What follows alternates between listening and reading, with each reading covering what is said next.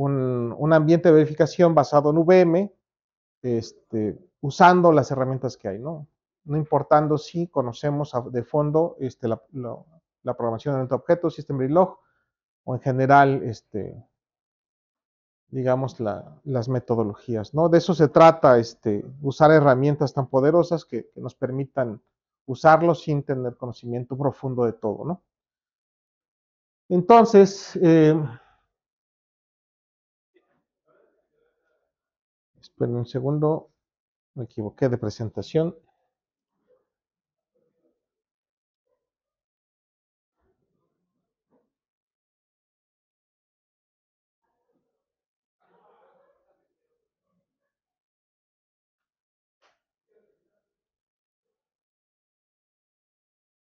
Entonces, aquí cabe eh, la pregunta es, ¿qué es un test bench? ¿Sí? ¿Qué es verificación? Entender un poco la diferencia entre un simple test bench y la verificación. Vamos a tratar de llevar un camino el cual nos genere una ruta de transformación de un test bench a un modelo de verificación utilizando una metodología. La metodología nos va a brindar estructura, ¿sí? Orden, de tal manera que sea más fácil entenderla e incluso se trata de poder reutilizarla, de poder darle mantenimiento, ¿sí? Y de ahí surgen lo que le llaman las verification IP, o sea, ya hay propiedades intelectuales solamente de verificación, ¿sí? Y finalmente también, pues, las herramientas CDA que tenemos disponibles, que creo yo que es un cuello ahí de botella. ¿Por qué? Porque son muy caras las herramientas, ¿no? Vamos a ver que hay herramientas que no permiten en sus versiones más básicas el uso de VM en sus simulaciones.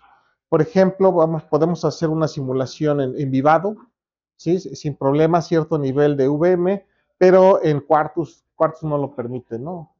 Perdón, Quartus no, Cuesta, ¿no? Cuesta hay que comprar la versión profesional para poder realizar una simulación, ¿no? Y así muchos otros simuladores.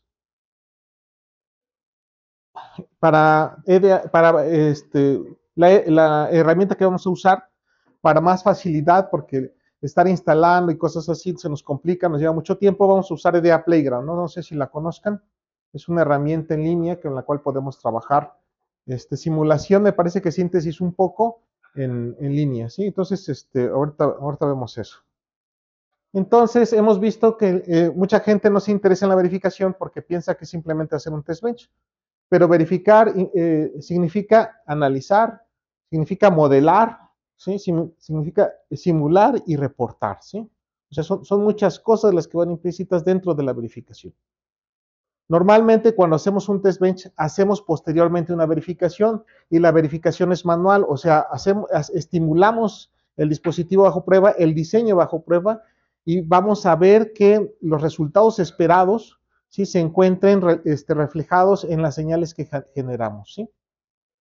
Entonces, eso sería verificar, ¿no? O sea, es ir al visualizador de formas de onda y revisar que el comportamiento del dispositivo en función de la estimulación que se le generó a través del test bench sea el correcto, ¿no? ¿Sí? Entonces vamos a pasar de un test bench de ese tipo, ¿sí? O de verificar manualmente a hacerlo de manera automática y que al mismo tiempo la verificación o la simulación genere toda esa información que requerimos donde nos diga es correcto el funcionamiento, ¿sí? No tengamos que estar forzosamente revisando cada una de las señales porque si ustedes llevaron, por ejemplo, aquí en el SIG arquitectura o si alguien ha hecho o modelado un procesador, pues si es de 32 bits, a veces encontrar el error en un solo bit es complicado, ¿no? Por ejemplo, encontrar en una señal de control un error cuando tiene, no sé, 20, 15, 30 señales, es muy complicado, ¿no? Hacerlo visualmente, hacerlo manualmente, ¿no? Entonces vamos a hacer que eso se haga de manera automática.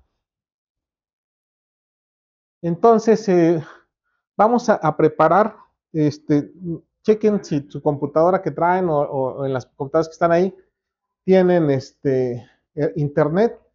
En principio debe haber. Y lo que vamos a ver es, vamos a entrar a EDA Playground. Saben que las herramientas de EDA son para hacer diseño electrónico y automatizarlo, ¿no? ¿sí? Entonces, EDA Playground es un trabajo que me parece que es una colaboración entre diferentes compañías, ¿sí? Pero parece que lo maneja la compañía de Doulos. Si le ponen doulos.com van a encontrar esta compañía que es muy fuerte en verificación y hace mucho entrenamiento en verificación, ¿sí? Si ustedes entran a Cuesta y le dicen quiero una versión estudiantil, los manda a EDA Playground. Sí, sí les puede dar otra opción, pero lo primero que les dice está EDA Playground. En EDA Playground pueden encontrar simuladores muy poderosos. Vamos a probar aquí. Entonces le ponen edaplayground.com. Pueden buscar en Google, ¿sí?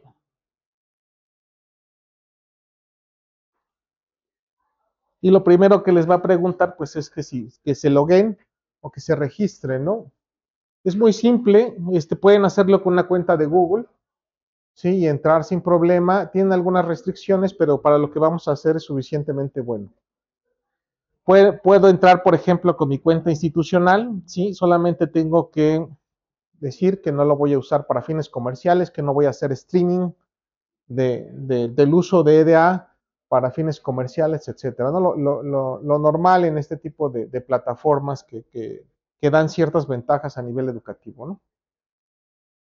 Entonces, si le dan con Google, entran directamente. Miren, aquí tengo otra cuenta. Vamos a ver si.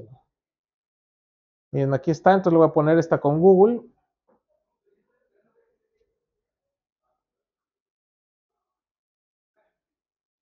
Bueno, y aquí ya estoy, ¿no? Ya estoy logueado. A ver, déjenme ver. Sí.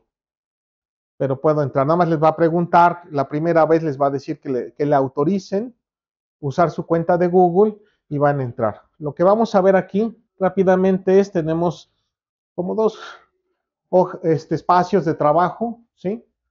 En esta pueden ver aquí, en esta podemos escribir el diseño y en aquel podemos escribir el test bench, ¿sí? Entonces, normalmente así es como vamos a trabajar. Tenemos la consola de mensajes, ¿sí? Y en esta parte tenemos la información con la cual podemos trabajar. Por ejemplo, tenemos los lenguajes, podemos trabajar Verilog y System Verilog, podemos trabajar VHDL, ¿sí? Desafortunadamente no he visto porque con System Verilog podemos simular arquitecturas que estén representadas en VHDL, ¿no? Pero no puedo, o sea, si le pongo Verilog o System Verilog me pone lo mismo aquí, ¿no? ¿Sí? Si le pongo VHDL tengo que hacer simulación con VHDL y el diseño con VHDL, ¿sí? Todavía no sé cómo hacer eso, no me he metido porque no lo he necesitado tal vez, pero bueno, así está diseñado. Entonces, si le ponen aquí, ¿sí pudieron, sí tienen internet? ¿Sí o no?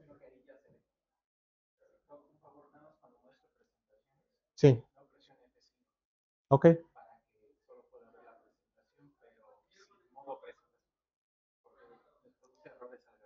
ok. Entonces, ya te entiendo. Ok, entonces no le pongo. Ok, perfecto, sí. Este, sí pudieron entrar. Eh, bueno, mientras generan su, su cuenta, que es muy rápido, les digo, aquí van a ver el test bench y el design. Aquí dice que es, fíjense, aquí tiene el más, entonces por eso son los dos al mismo tiempo. Pueden serlo System Verilog o los dos al mismo tiempo. Finalmente el comando para hacer la compilación es el mismo para Verilog y System Verilog. Pero si le cambian a VHDL, incluso les cambia la extensión en ambas hojas de trabajo, ¿no?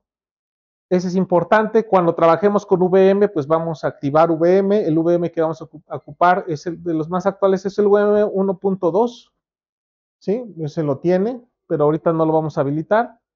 Y en la parte de abajo, donde dice herramientas y simuladores, vamos a ver que tenemos un montón de simuladores, ¿sí?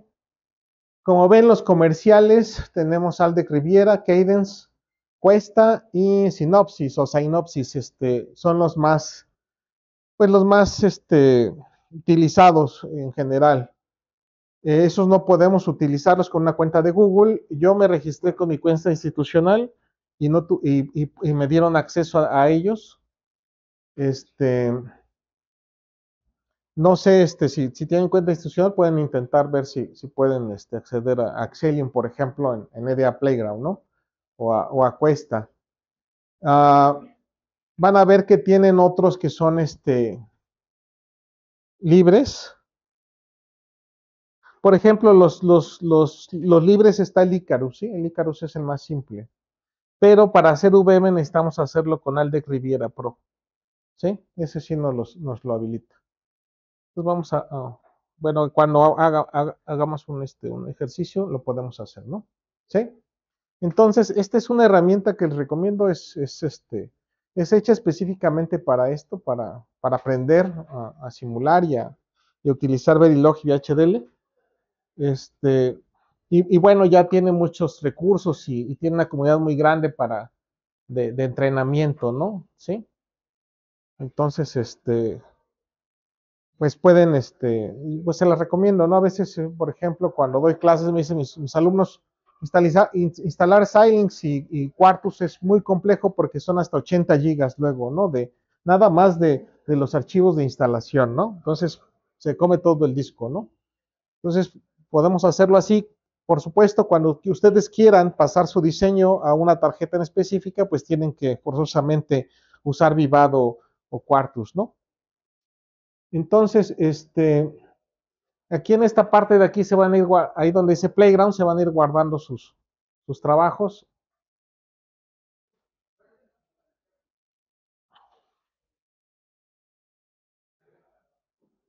Déjenme buscar mi ejercicio que voy a ver con ustedes primero.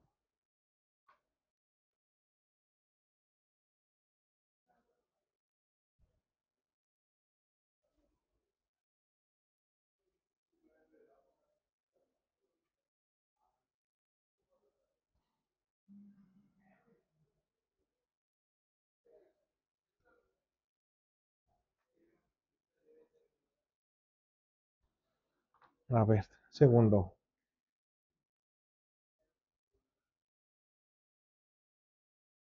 Ahí que le puse.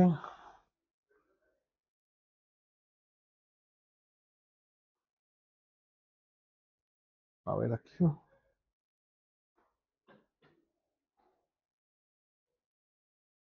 Tengo varias cuentas para dar clases y esas cosas. A ver.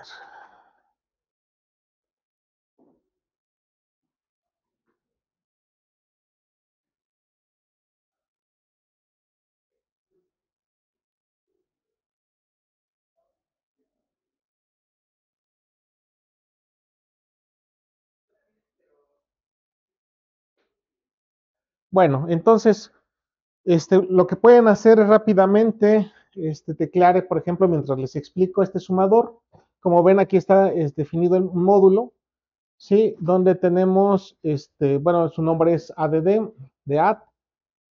Ponemos dos entradas de 4 bits, A y B, y una salida llamada Y de 5 bits, ¿no? ¿Por qué de 5 bits? Por el acarreo, ¿no? ¿Sí?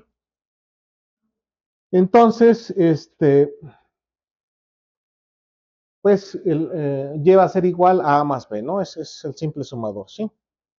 Lo vamos a hacer rápidamente digo, que lo tecleen para que hagan todo el proceso de hacer un ejercicio en EDA Playground, después se los voy a pasar automáticamente, ¿no?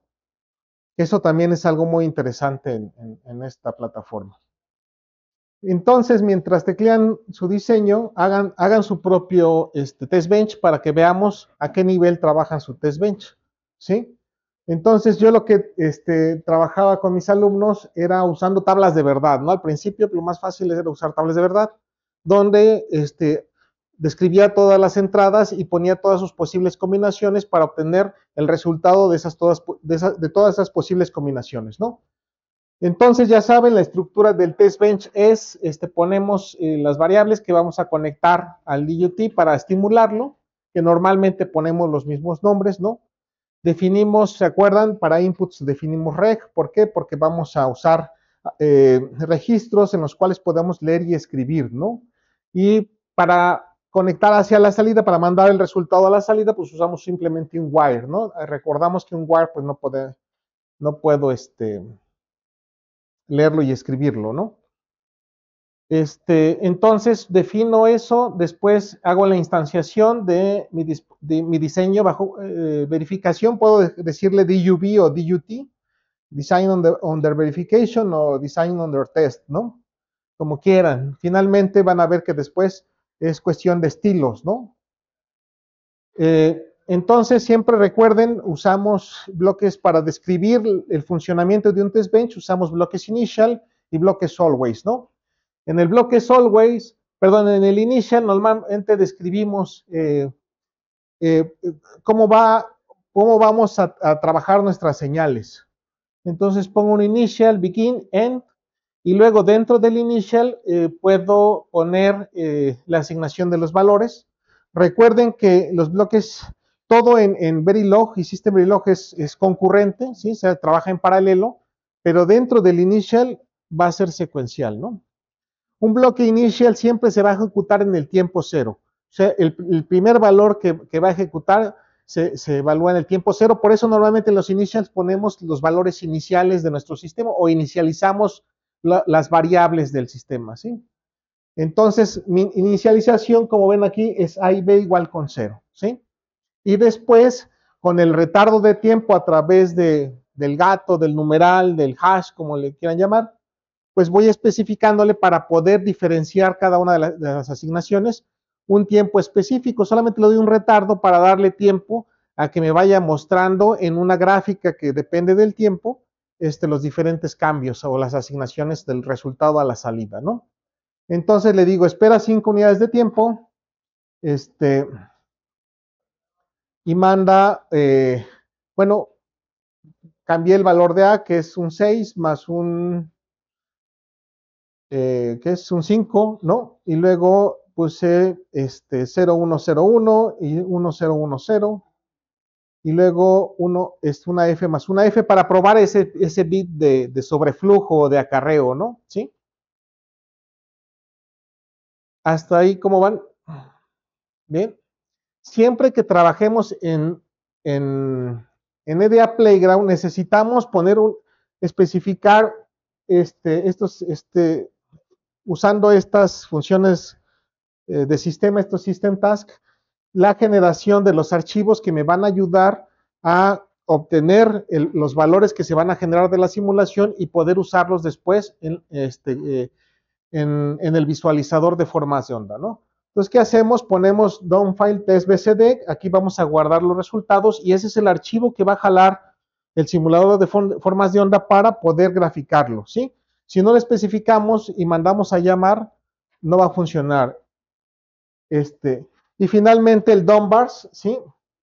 Que igual, ¿no? Para poder obtener la información de la simulación.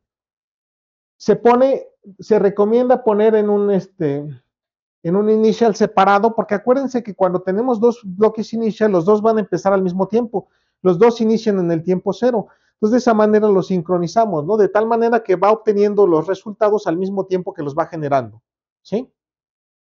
Entonces, por eso, y además, recuerden, siempre es bueno la modularización, porque si hacemos bloques y los separamos, podemos identificar qué es lo que está haciendo cada uno, ¿no? Y si lo ponemos todo en uno mismo, a veces nos perdemos y es más difícil encontrar los errores, que a veces son de teclado, ¿no? Que se nos fue el dedo y tecleamos 2 veces una letra, etcétera, ¿no? ¿Sí? Entonces, pueden copiarlo y pegarlo siempre. Claro, si hacen específico los nombres, por ejemplo, el nombre del resultado de salida o del BCD, tienen que tener cuidado de cómo se genera, ¿no? Entonces, fíjense bien, en este caso, cuando ponemos tools, ¿sí? Ya le puse aquí Aldec Riviera Pro, podemos usar ese, 2023.04, y aquí activamos que se llama OpenEP Wave After Run, ¿sí? Ese es el visualizador de formas de onda que nos da EDA Playground, ¿sí? ¿Sí está claro? De esa manera, chequen, si no se abre, chequen si no tiene bloqueado esa parte donde no puede abrir ventanas emergentes. Entonces, una vez que ya tengan eso, pueden darle play. En esta parte de aquí, le pueden poner un nombre, ¿sí? Y van a ver que después les voy a compartir el nombre y ya nada más ahorita ustedes los ejercicios van a copiar el identificador y van a poder jalarlo para que no estemos perdiendo tiempo tecleando, ¿no? Simplemente este es un ejercicio y traten de hacer ustedes como hacen sus test bench.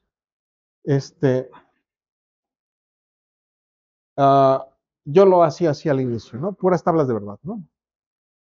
Pero ¿qué pasa? Imagínense que es una suma de 32 bits. Imagínense poner este, las 32 combinaciones de cada una de las variables. Es una tabla de verdad enorme, ¿no? Y aquí abajo, en donde si tienen activada la pestaña de Share, aquí abajo pueden poner un identificador para saber qué es lo que están manejando, para recordar algunos datos de su simulación. Y cuando mandemos la simulación se va a pasar a la pestaña de log porque ahí les va a mostrar todo lo que está haciendo la compilación, los errores, etcétera, ¿no? ¿Preguntas? Entonces, le dan salvar, ¿sí? Una vez que le dan salvar ya pueden irlo a ver cuando quieran, cada vez que entren a su sesión a Playgrounds y pueden rescatarlo, ¿no? Le damos run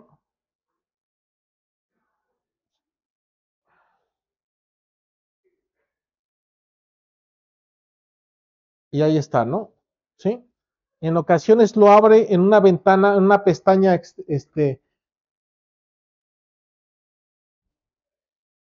en una pestaña extra, miren, aquí está, y en otras veces lo abre dentro de la misma pestaña y aquí en esta parte pueden hacer la minimización de la parte de las señales para poder ver el código sin tener que cerrar la simulación.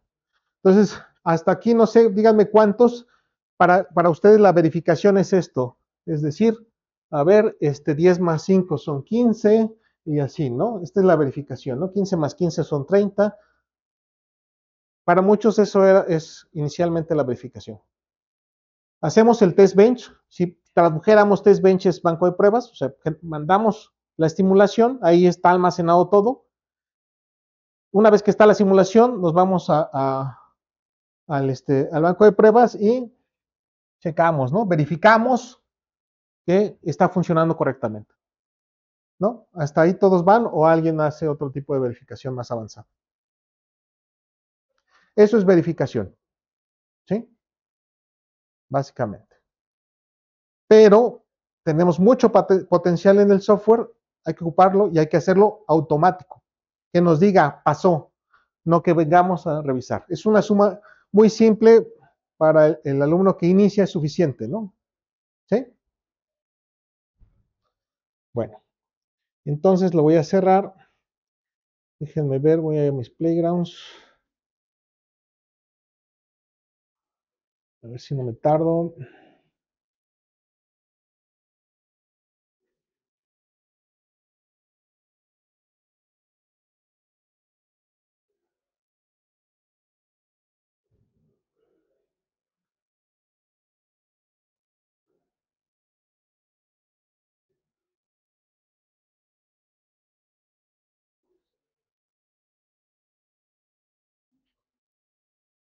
Ok, entonces miren, es la misma suma, ¿sí? Ahora vean el test bench. Déjenme ver lo vamos después del otro, ¿no?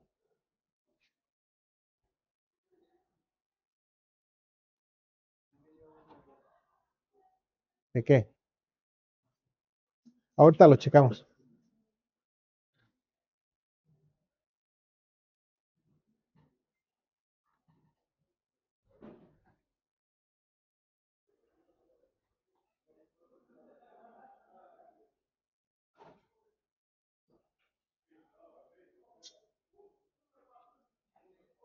Bueno, vamos a hacer esto. Pónganle new, ¿sí? Y entonces van a abrir otra pestaña en el simulador y le van a poner. Caray.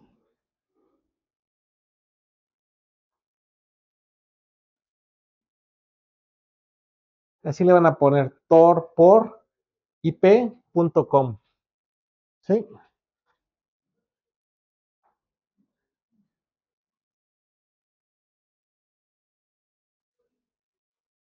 Cuando ya están ahí, ¿sí? Cuando estén ahí se van a Adder, ¿sí? Y entonces en Adder, por ejemplo, le ponen, vamos a hacer un sumador de 2 entradas y ¿de cuántos bits era de 4 bits, ¿verdad? Cada una de las entradas, ¿no? En el ejercicio que estábamos haciendo, ¿no? ¿Sí o no? Y le vamos a poner generar, bueno, no necesitamos el carry todavía. Y le ponen generar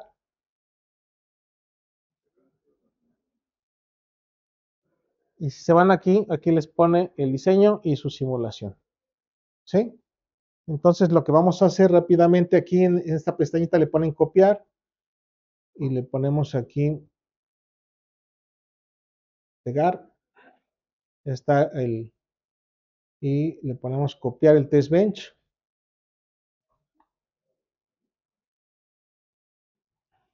¿sí? Y lo ponemos, y ahí está, ¿no? ¿Sí? Pues como ven, es una suma muy similar a la que hicimos, ¿no? Cambiaron los nombres de las variables, pero similar. Entonces vamos a ver cómo en esta página se generan. En esta página pueden jalar ahí diferentes eh, ejemplos que pueden estar simulando, ¿no? Entonces ya saben, en lenguajes, pues ya está, en System Verilog vamos a usarlo, Verilog. Seleccionamos el Aldec Riviera Pro y le vamos a poner que abra el IP Wave, ¿no? Aquí van a ver que si quisieran, por ejemplo, llevarse los archivos de salida y graficarlos en un, por ejemplo, creo que ¿cuál es el que se puede usar en el libre para visualizar formas de onda? El GTK Wave. Por ejemplo, podemos llevarnos el archivo de salida y graficarlo ahí, ¿no? Entonces le ponen aquí download files after run, ¿no? Entonces les descarga todo, ¿no? Todo el archivo, el código Verilog y los archivos de simulación, todo, ¿no? Ya se lo pueden llevar, a pesar de que estén trabajando, ¿no? En la nube, ¿sí? Esa es otra opción interesante que tenemos.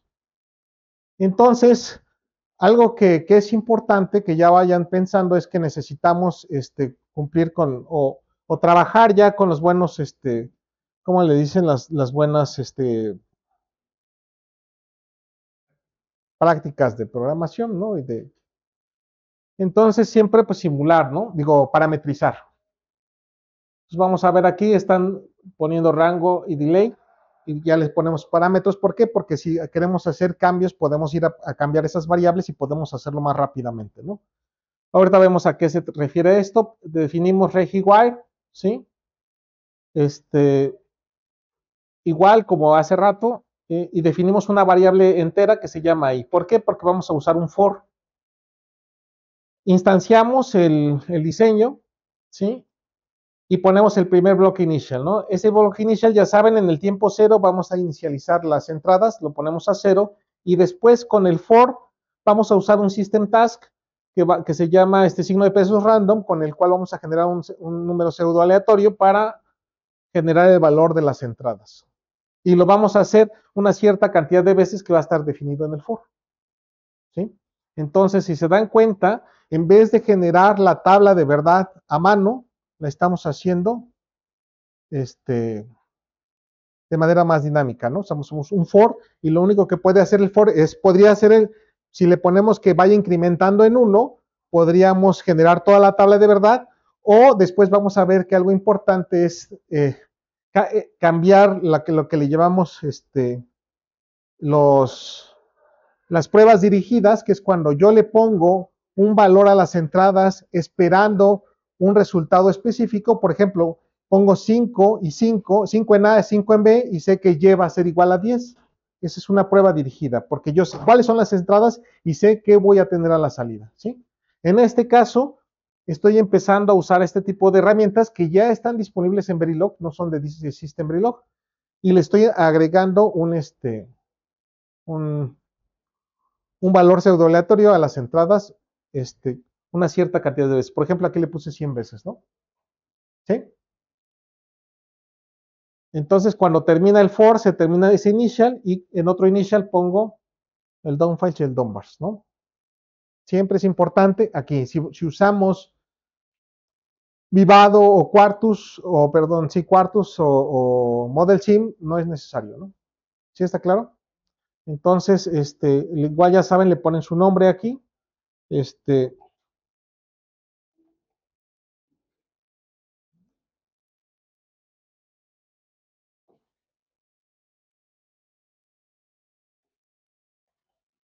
lo salvan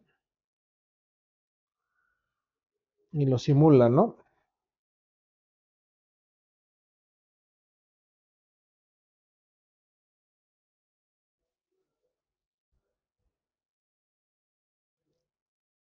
Es que le apreté dos veces ahí, ¿no? Esperen un segundo. ¿Preguntas? Ah,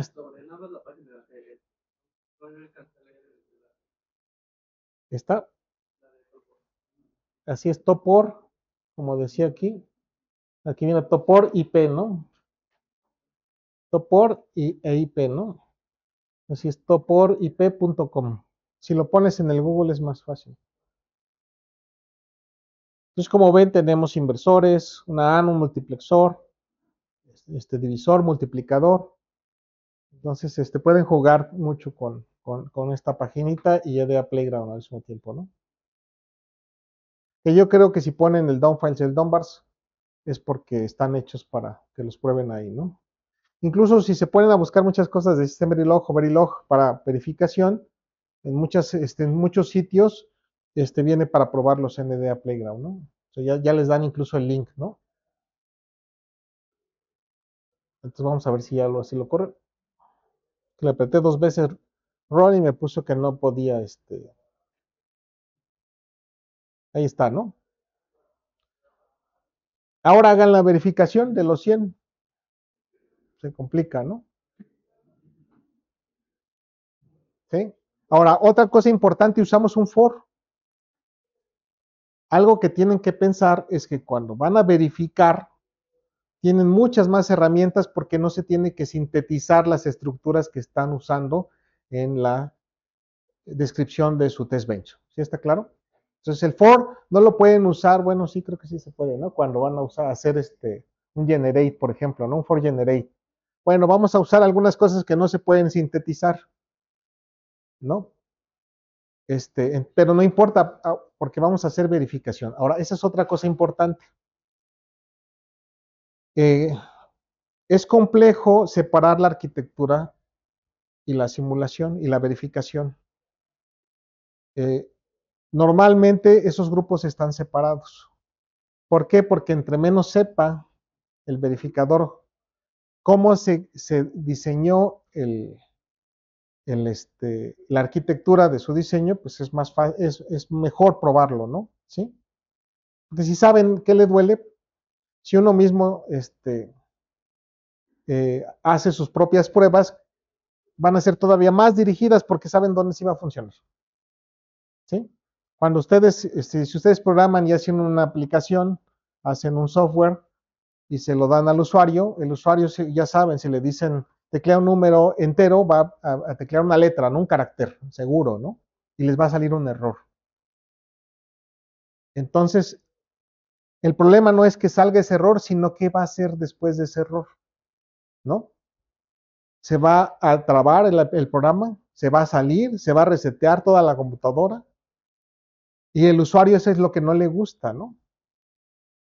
No le gusta que le digas te equivocaste, ¿no? Entonces, esas son las buenas pruebas, ¿no? Cuando se los dan al usuario y dicen, a ver, checa, ¿no? ¿Qué le falla, ¿no? Y una cosa que le puede fallar es la manera en que regresa después de que el mismo usuario cometió el error, ¿no? ¿Sí? Vamos a ver muchas cosas. Entonces, chequen si está bien, ¿no? ¿Sí? Es complicado, ¿no? Entonces, a ver, vamos a ver si ahora sí encuentro rápidamente el de hace rato.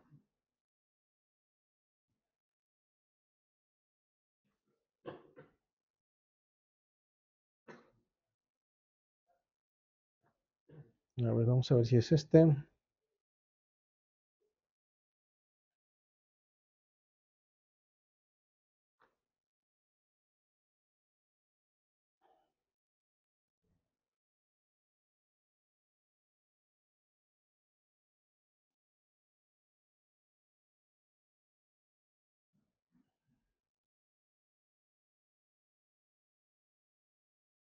Ok. Entonces, fíjense, otra cosa interesante de esto es, si se fijan en la dirección o en el link del ejercicio que están usando, al final, después de esta X, tiene una diagonal y tiene unas letras, ¿no? ¿Sí? Entonces, si copian estas, pueden jalar este ejemplo.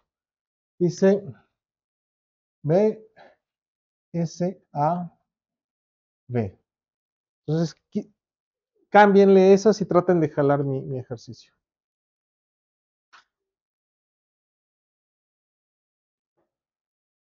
Para que no lo estén tecleando, ¿no? Y así trabajemos de ahora en adelante. ¿Qué les dio? Ok, entonces, cuando ya lo tengan, se van a dar cuenta que es la misma estructura, pero después del initial con su for, trae un always.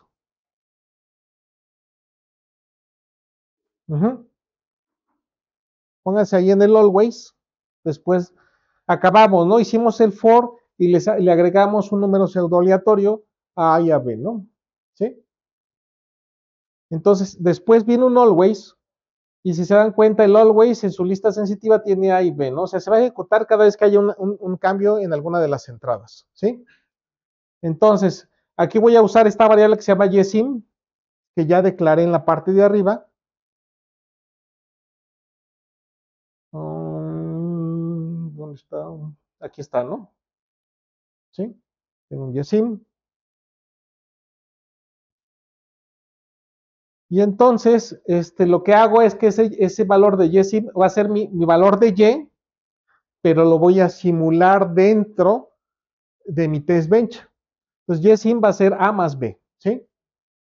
Y entonces le digo, si el yesim, el simulado es diferente a el resultado que me dio la estimulación del DUT, entonces manda un error, ¿sí? Ahora, el signo de PSS Display es un system task que me ayuda a hacer reporte, ¿sí? Entonces vamos a ver que las herramientas de reporte ya son muy necesarias. ¿Por qué? Porque no, lo que voy a hacer es que a través de este System Task voy a mandar un error ya escrito, ya más fácil de visualizar en la consola de mensajes que me dice hay un error, ¿sí? Entonces, dice, si se cumple la condición, entonces manda el error, bueno, más bien si yesim es diferente a y, entonces manda un error, dime en qué momento sucedió y dime cuál fue el resultado de ese valor. ¿Sí? Y finalmente otro bloque inicial con el done partial, done false, ¿no? ¿Sí? A ver, córranlo a ver si funciona. Claro, les va a salir aquí mi nombre, ustedes se lo pueden cambiar. Cuando le den save, se va a almacenar en sus propios playgrounds. Ya lo pueden modificar y no van a modificar el mío, ¿sí? Y le pueden cambiar su nombre y pueden ponerle aquí sus anotaciones. Y así es como vamos a trabajar. ¿Sí está claro? Entonces, en principio, ya la configuración está aquí.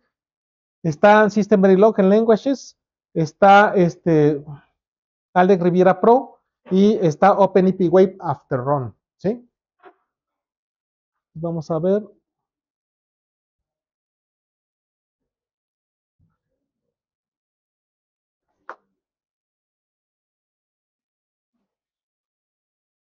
Ahí está, ¿no? Sale lo mismo, no cambia nada. Sigo generando la parte visual porque siempre va a ser importante, porque no vamos a descartarla, a pesar de que ya puede ser muy difícil. A lo mejor me indica cuál es el error, pero a lo mejor para entender un poco más el error es más fácil ir a buscar donde me dice que está el error y ver qué está pasando justo en ese tiempo. Pero ya me dice exactamente dónde buscarlo, ¿no? ¿Sí? Entonces, esta parte de las señales siempre es importante, no la vamos a dejar de utilizar, pero nos vamos a ir a la consola de mensajes y aquí nos dice, ¿no? Que hay un error en el tiempo 500, dice, ¿no? Dice que la simulación me dio 8 y el Y es 11, ¿no? ¿Sí? ¿Por qué solo me da el error en uno? ¿Por qué no me dio error en todas? ¿No? También vamos a ver que es complejo, pues que nuestra simulación quede, ¿no? O sea, le vamos a ir agregando más cosas y entonces hay que revisar bien, ¿no? Entonces dice que en el 500, ah, caray, ¿cuántos mandé?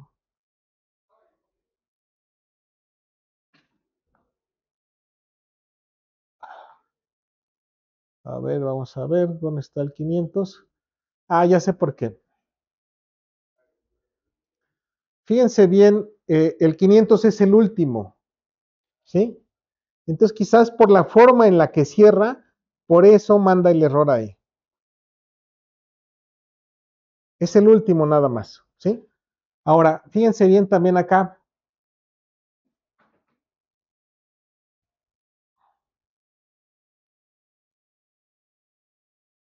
Vamos a ver, miren, no estoy usando, esto lo van a corregir después ustedes, cuando tengan tiempo.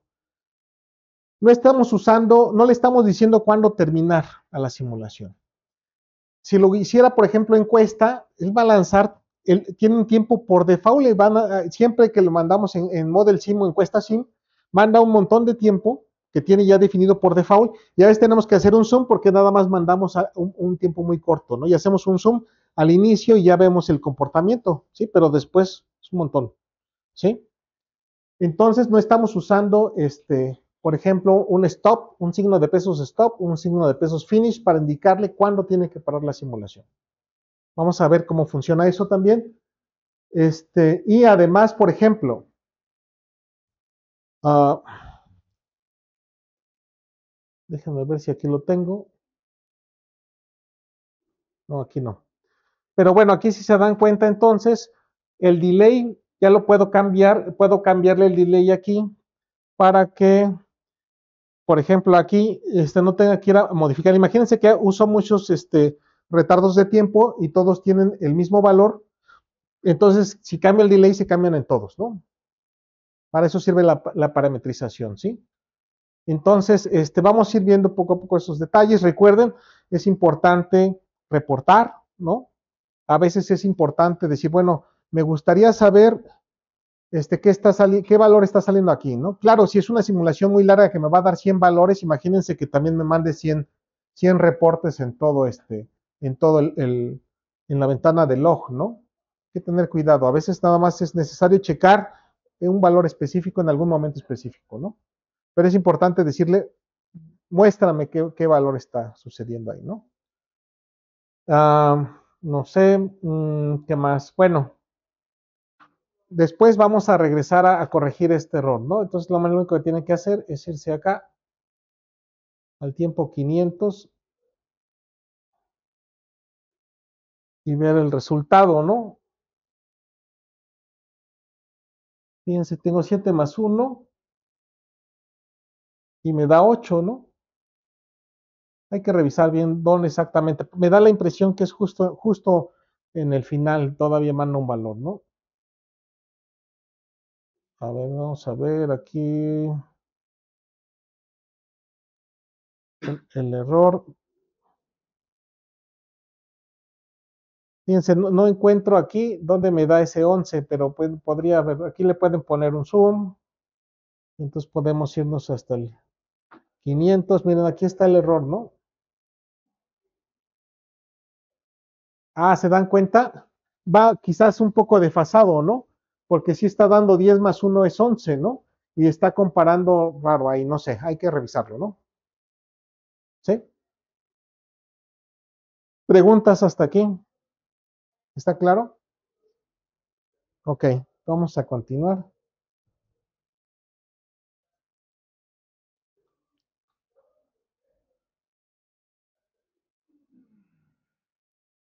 Estábamos aquí, ¿no? Entonces,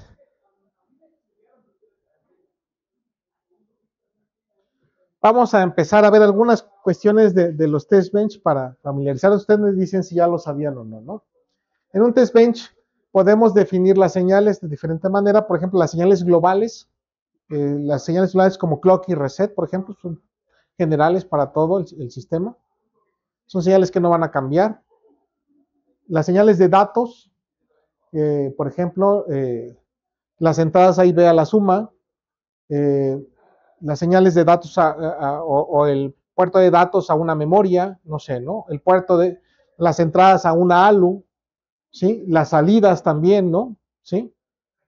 Esas son nuestras señales de datos. Y nuestras señales de control como write enable, output enable, chip enable, ¿no? Chip select, no sé, ¿no? Write address, street address, ¿no? ¿Sí? ¿Por qué es importante separar las señales en un test bench? Porque vamos a ver que después vamos a poder verificarlas de manera independiente, ¿sí? Vamos a ver que también un tema que se llama cobertura funcional, y la cobertura funcional es decir, vamos a cubrir todos los aspectos de su funcionalidad que debe tener un diseño para cumplir los requisitos para los cuales fue planteado, ¿no? Entonces es importante, ¿por qué? Porque no se van a tratar de la misma manera. El clock normalmente no lo modificamos, siempre mandamos una frecuencia, o tal vez no nos interesa la frecuencia de trabajo, ¿no? Tal vez. Las señales de datos pues cambian ceros y unos, y eso es todo lo que nos tiene que importar, y podemos mandarlas aleatoriamente, ¿no?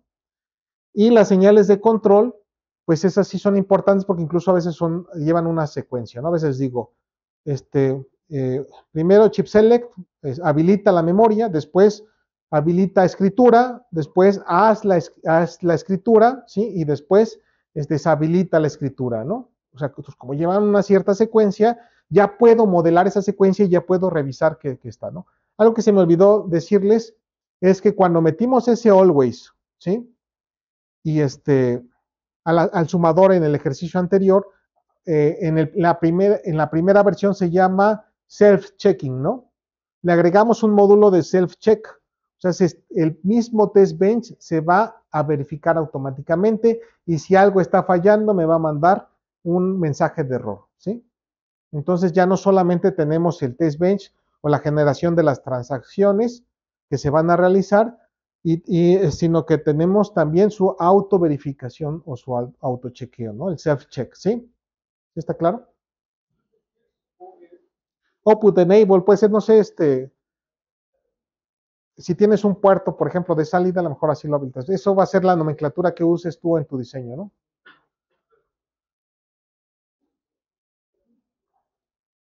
Entonces, como vimos, el formato de un test bench está primero el test bench stop, ¿sí?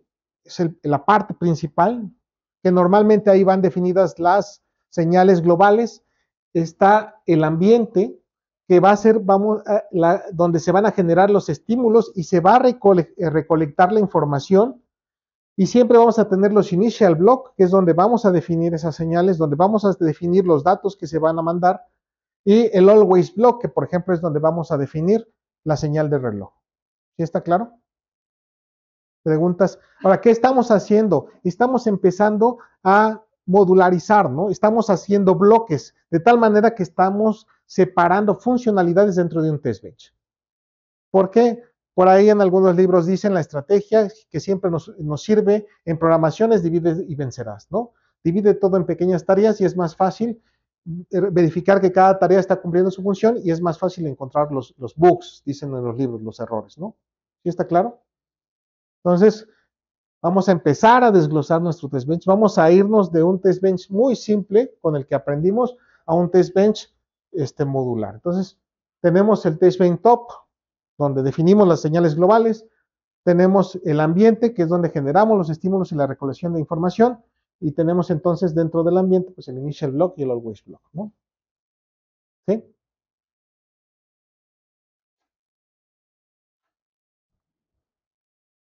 Bueno, entonces vamos a ver otro ejercicio. Déjenme ver dónde está el ejercicio.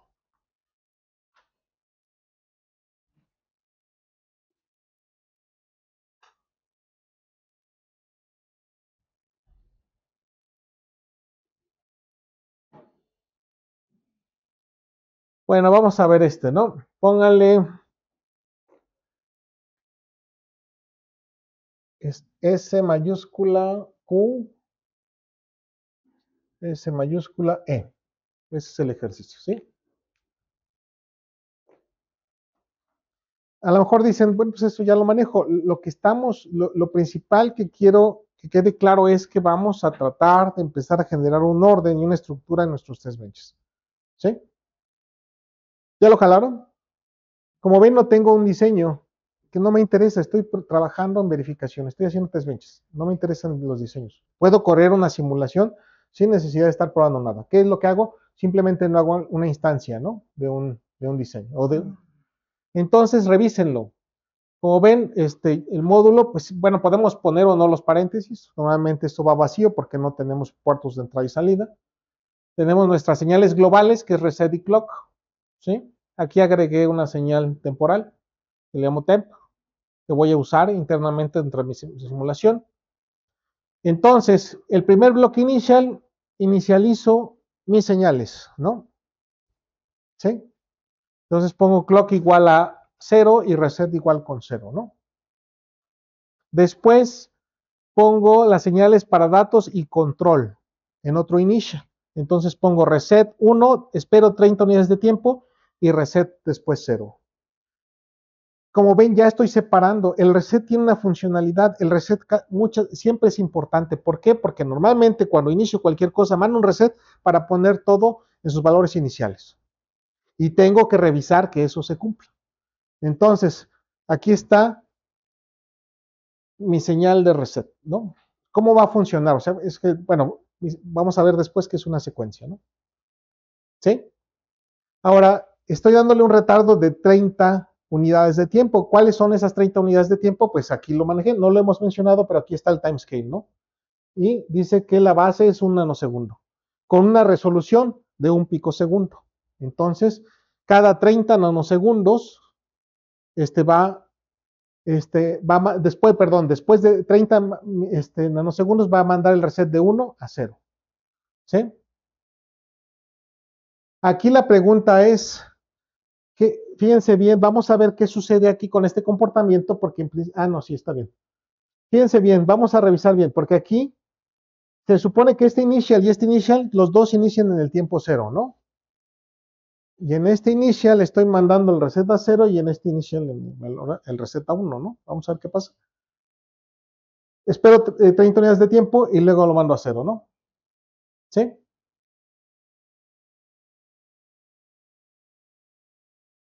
Después pongo otro initial donde la variable temp la voy a usar y esa es cada 10 unidades de tiempo. ¿Sí? Y después otro bloque inicial donde tengo el DOM files y el DOM bars. ¿Sí? Siempre al inicio de la simulación para que tome todos los valores. Después pongo otro bloque inicial donde voy a analizar el resultado. Ahora no voy a usar un System Task Display, sino voy a usar un System Task Monitor, ¿sí? O sea, signo de pesos monitor. La diferencia entre display y el monitor es que el display siempre va a mandar la información. Por ejemplo, si le pongo en un for, cada vez que haya un ciclo en el for va a mandar el display, ¿no? Es como un printf, ¿no? Y en el caso del monitor es cuando haya un cambio. Si le pusiera aquí un display, se escribiría una sola vez, pero con el monitor lo va a mandar cada vez que haya un cambio en temp. ¿Sí está claro? ¿Preguntas? Entonces, ¿qué dijimos? Es importante usar las variables de reporte, le llaman reporting tools, algo así le dicen en inglés, ¿no? O sea, de vez en cuando es necesario mandar algún dato, un valor de algo importante que queremos estar monitoreando, ¿no? ¿Sí está claro? Y con el System Task Monitor podemos hacerlo cada vez que hay un cambio en una variable específica. Y además podemos usar el System Task Time, o sea, signo de pesos time, para que nos diga en qué momento, ¿no? En qué tiempo de la simulación lo está generando. ¿Está claro? Y como les decía,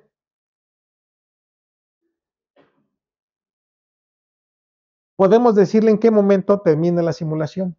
Entonces podemos usar un System Task Finish, que es signo de pesos finish, y le podemos decir cuándo queremos que se detenga la simulación. Hay algunos simuladores que me ha tocado incluso que si no le especificas, nunca se detienen y tienen que darle manualmente stop. ¿Sí? Pueden usar System Task Stop, pero por ejemplo en Cuesta Sim, si le ponen Stop, cierra todo el programa, ¿no? Y si le ponen Finish, solamente termina la simulación. ¿Entienden la diferencia? Entonces, después de 200 unidades de tiempo, voy a terminar la simulación. Y si se dan cuenta, está separado porque va a empezar a contar desde el inicio de la simulación hasta los 200 unidades de tiempo, o 200 nanosegundos en este caso. ¿Sí? Hay que asegurarnos que este tiempo donde estamos utilizando este finish, perdón, este initial, quepa dentro del tiempo total que definimos. El tiempo total son 200. Si aquí pusiera 300, se va a cortar antes de que termine este initial, ¿no? Pero aquí solamente son 30, entonces debe ser suficiente, ¿no? Entonces pónganle run y vean qué es lo que pasa.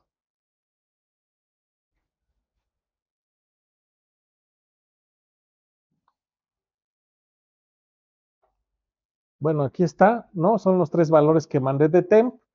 Está funcionando el reset, ¿sí? Y está el clock. Si se dan cuenta, aquí hay un pequeño desfasamiento de la señal de reset, porque tal vez por aquí esté el 0 en el tiempo 0, no sé si eso está bien, pero lo voy a checar bien. Pero podría ser al que le puse que al mismo tiempo mandara un 0 y un 1, ¿no? Claro que el 1 lo mantuve tiempo y el otro 0 pues era nada más en un instante de tiempo. ¿Sí está claro? Quizás por eso no me mandó error. Entonces ya verifiqué, pues como es algo simple, lo puedo verificar en las formas de onda. Entonces les decía aquí en esta parte de aquí lo puedo minimizar y puedo checar si tengo algún, ¿no? Entonces ahí en la información se dan cuenta que tengo el valor de temp y en qué tiempo lo tengo, ¿no? Y eso puedo revisar si concuerda con el tiempo de los retardos que yo le di. ¿Preguntas? ¿No? Ok. Vamos a ver el siguiente. Entonces todos estos ya se los pueden quedar, ya lo pueden jugar con ellos, pueden cambiarlos.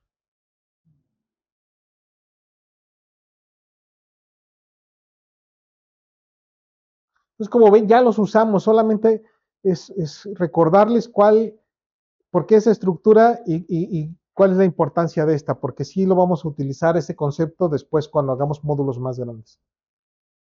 Ahora se llama S mayúscula R H I. ¿Sí?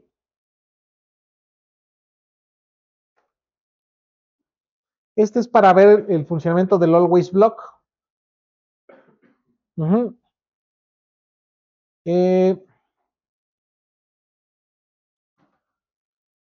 ¿Listos? Entonces, ya saben, nuestra estructura, tenemos nuestras variables globales, tenemos, vamos a usar 2 variables que se llaman clock 25 y clock 50 porque vamos a generar 3 diferentes señales de reloj, una de 100, otra de 50 y otra de 25. Y, y bueno, aquí por ejemplo es para que vean la diferencia, lo van a ver de tarea. Aquí estamos, podemos inicializar la variable desde aquí, ¿no? Y podemos iniciarla en el bloque initial donde inicializamos todas las variables. ¿Alguien sabe cuál es la diferencia de ponerlo aquí y aquí?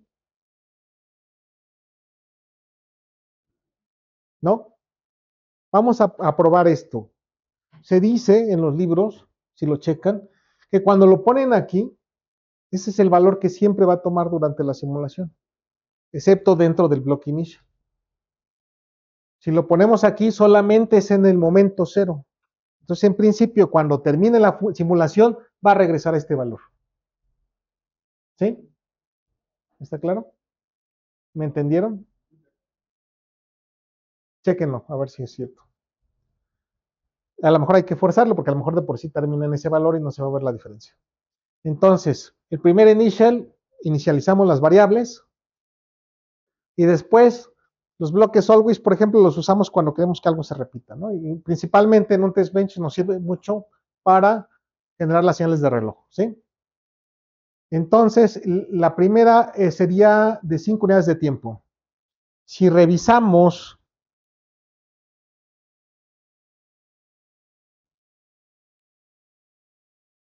bueno, perdón, déjenme, voy acá.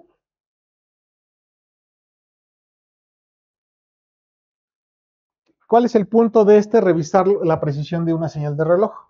En la simulación. Pero, bueno, ahorita no, vamos a ver eso, perdón. Pero sí tiene que ver con eso, ese es el tema, ¿no? Entonces, tenemos un nanosegundo. Si tengo 5 unidades de tiempo, en principio, si hacen el cálculo, serían 10 nanosegundos de la señal completa, o sea, del periodo completo. La frecuencia sería de 100 MHz, ¿sí o no? Pues el periodo, la frecuencia es la inversa del periodo, ¿no? Entonces, en principio, si le pongo un retardo de tiempo de 10, me daría 50 megas y de 20 me daría 25. ¿Están de acuerdo? ¿Sí? Entonces, esta simulación solamente es para generar 3 señales de reloj. Ya saben, en EDA Playground, siempre mi bloque initial con down files y down bars. ¿Sí? Pueden usarlo de manera general. Los otros ejemplos que les puse fue por si quieren manejar de manera específica los archivos, ¿sí? Pero pueden dejarlo así. Pueden copiarlo y pegarlo en todos los ejemplos, cuantas veces quieran. Y un bloque inicial para definir el total de mi simulación, que en este caso va a ser de 200 unidades de tiempo. ¿Sí? Entonces échenlo a andar, por favor.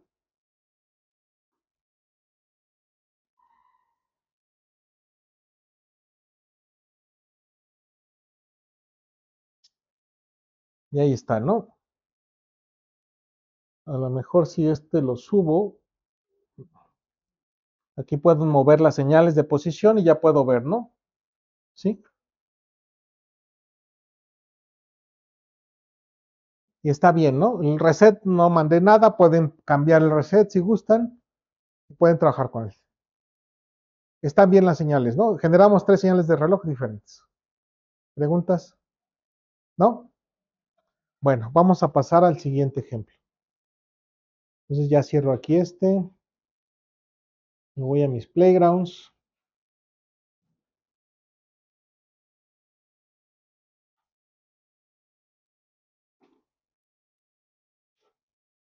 Entonces, sería H, N,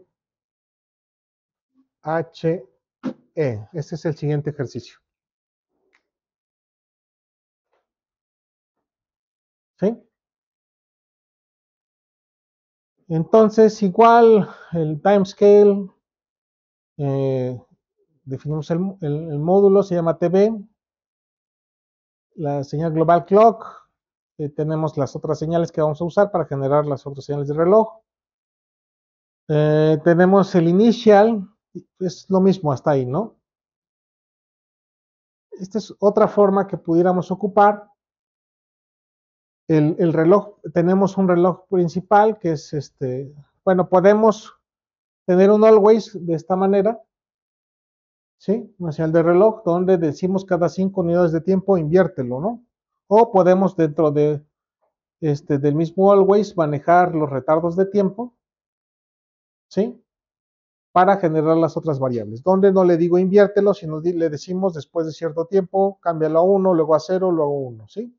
Siempre, ¿no? ¿Sí está claro? Es otra forma de generar mi señal de reloj. Preguntas y córranlo, ¿no? Lo demás es lo mismo. Si tienen alguna duda pueden cambiar su tiempo de simulación, por ejemplo, si hacerlo más corto o más largo. Es una forma diferente de hacer el reloj, ¿sí?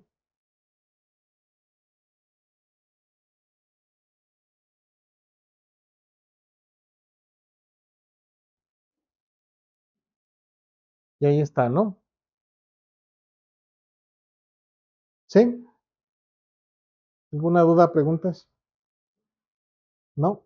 Sí, esto lo vamos a usar después, ¿eh? No, no. Sé que son cosas muy simples, pero lo vamos a usar. Vamos a ver el siguiente.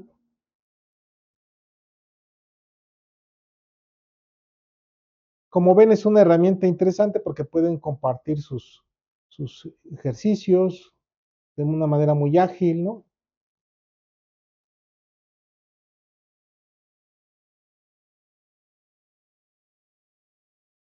Además, si se dieron cuenta, alineamos las señales, ¿no? Hace rato empezaban todas a momentos diferentes y este último ejercicio todas empiezan alineadas, ¿no? Es otra forma, ese era el ejercicio también, ¿no? De ver cómo se alineaban las señales, ¿no? Ahora vamos a ver la precisión en el timescale, ¿no? ¿Sí? Entonces, imagínense que queremos generar dos señales, una de 16 MHz y otra de 8 MHz.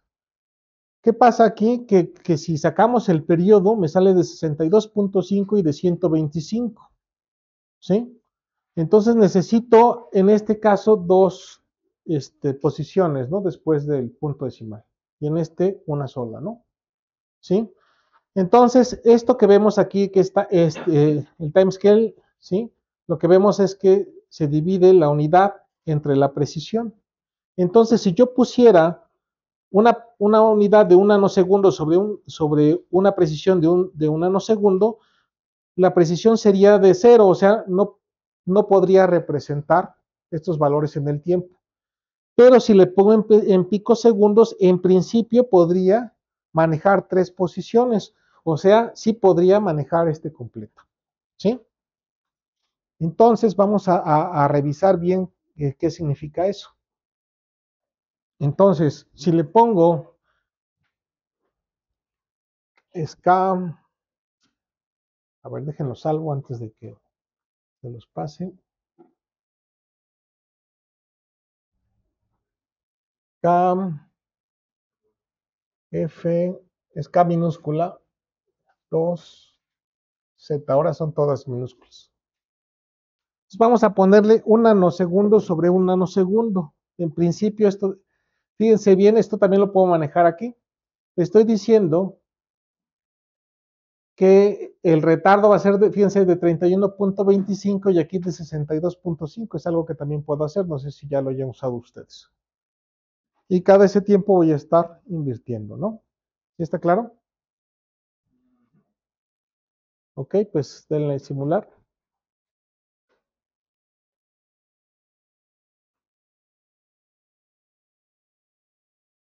Y ahí está, ¿no? Vamos a ver, esta debería estar ¿a cuánto? A 62 punto, ¿qué dijimos? 62.5 y la otra 31.25, ¿no? Y está 62 y está, perdón,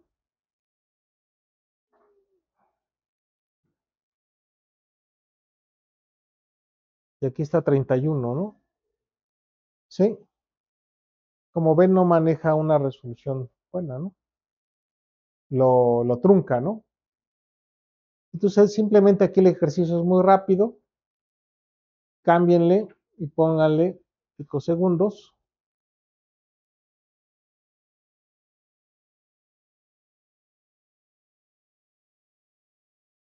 Ay, me equivoqué.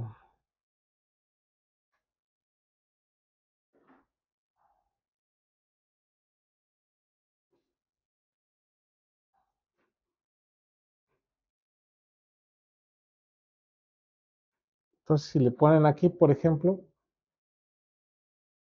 62.5, ¿sí? Y la mitad es 31.25, ¿sí? Entonces hay que tener cuidado con eso, porque a veces por la precisión pudiéramos estar generando muchos valores, pero quizás sean necesarios, ¿no? ¿Sí? Digamos, esto nada más es para ver un poco más de qué importancia tomaría en cierto momento definir el timescale, ¿no? Hay que revisar también cuál es el timescale que mandan por defecto, ¿no? Por default, ¿sí? Que normalmente creo que es ese. ¿Sí? ¿Preguntas, dudas?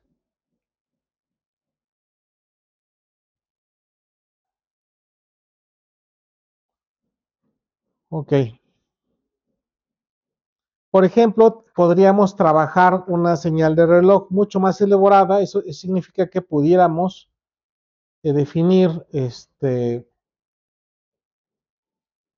o construirla a partir de mucho más datos. Por ejemplo, si a lo mejor nos interesa manejar el duty cycle, ¿sí? Sabemos que el duty cycle es el T-on entre el T-on más el T-off, ¿no? Tenemos aquí el T-on, el T-off, entonces podemos definir el duty cycle con la diferencia de esas, bueno, recuerden que el duty cycle se da en porcentaje, ¿no? Entonces podemos sacar el porcentaje del tiempo que es útil, ¿no? El ciclo. Entonces podemos utilizar como parámetros para generar nuestra forma de onda la frecuencia, el duty cycle y la fase, ¿no? La diferencia de fase, ¿no? ¿Sí? Entonces el periodo sabemos que es la inversa de la frecuencia. Y entonces podemos obtener también el T-on, por ejemplo, que sería el periodo por el duty cycle entre 100, y el T-off, ¿no? Que sería el periodo menos el T-on, ¿sí? ¿Cuál es el T-off en este ejercicio? El momento en el que se activa esta señal, ¿no? Porque tengo mi señal de referencia y voy a ver con respecto a esta señal de referencia cuánto tarda esta en encenderse, ¿no? A veces es importante manejar, por ejemplo, en un reset, podría ser importante manejar en qué momento vamos a encender el reset y a lo mejor tiene que estar alineada y a lo mejor no solamente tenemos que probarla cuando esté alineada a una señal de reloj, ya sea un POSECH o un EGETCH, sino que también podemos manejar un duty cycle para ver cuánto tiempo tenemos que mantenerla en alto, ¿no? Porque eso normalmente no lo probamos. Mandamos un reset y ya, ¿no? ¿Sí? Pero ¿por qué no probar a diferentes tiempos en el duty cycle del reset para ver cómo funciona, ¿no? O para ver que no esté alineada y ver qué pasa, ¿no? Ver que finalmente un reset podemos mandarlo síncrono o asíncrono, ¿no? Entonces, dependiendo de su característica, podemos revisar si está cumpliendo con su funcionamiento para casos que no son. Se me olvidó decirles, si hacemos un self-check, ¿cómo sabemos que nuestro self-check está funcionando? Hacemos una prueba falsa, ¿no? O sea, forzamos a que nuestro self-check dé el error para que nos mande el mensaje de error. Lo regresamos y si da igual, ya sabemos que, porque lo probamos para ambos casos. ¿Sí está claro? Entonces también las pruebas falsas son importantes, ¿no? Es forzar el error para ver qué sucede, ¿no? O si yo sé, por ejemplo, si tengo un mapa de memoria que está bien definido, puedo mandar, siempre tengo que mandar un dato que esté fuera de ese mapa de memoria para ver que realmente no pasa algo, ¿no? Por ejemplo, en un bus, o como el bus AXI, tengo una señal que me dice rango erróneo, ¿no? Estás fuera de rango, ¿sí? Hay que probarlo, ¿no?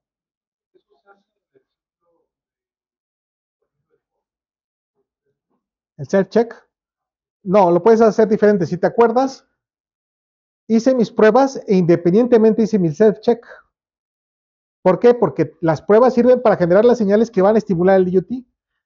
Tomé esas mismas señales para hacer mi suma en el self-check y ya nada más comparé el resultado que regresa del DUT con el de mi simulación. ¿Sí? Entonces, les decía yo, podemos trabajar con hacer los relojes más complejos. Vamos a hacer el ejercicio. Eso es importante porque lo vamos a utilizar de una manera más compleja, pero entendiendo qué está pasando aquí, podemos relacionarlo con una forma más difícil de.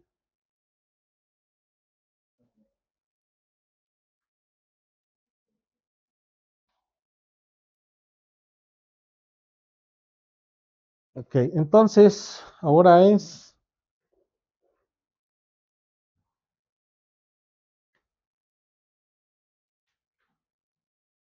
MZ-P.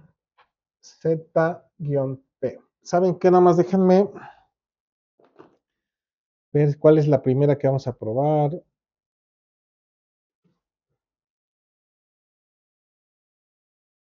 Ok.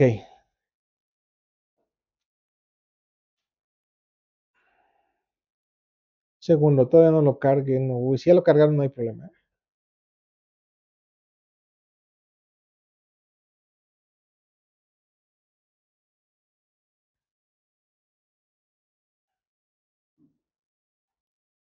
Ay, caray, me equivoqué.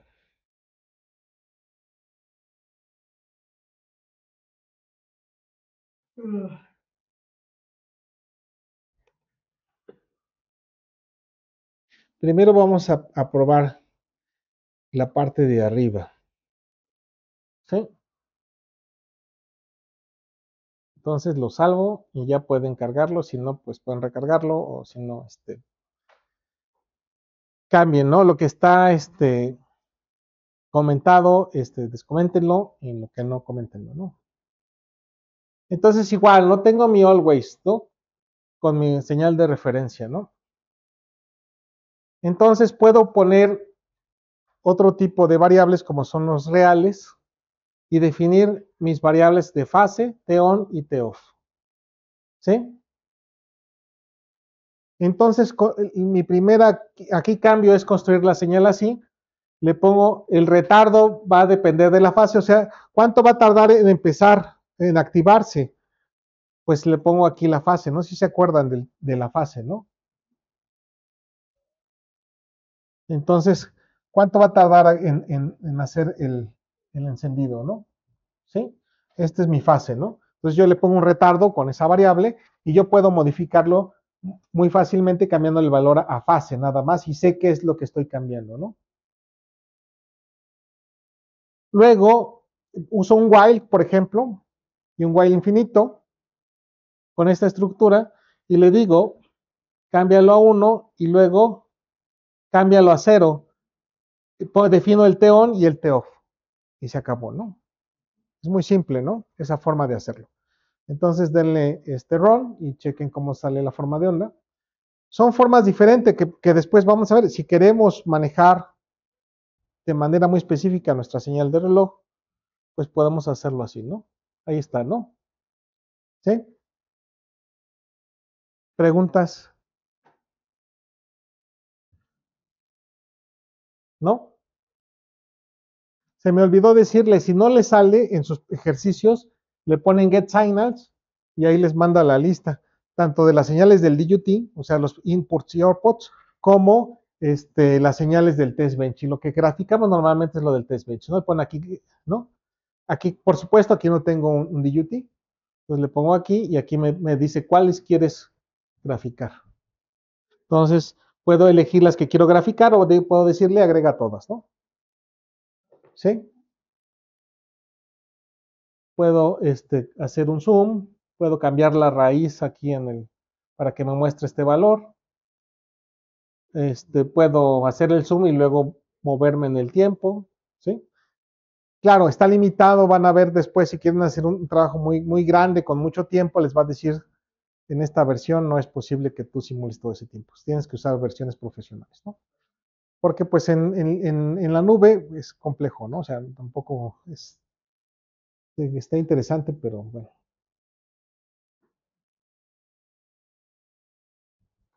Entonces ahora cámbienlo. Ahora comenten esta parte de aquí.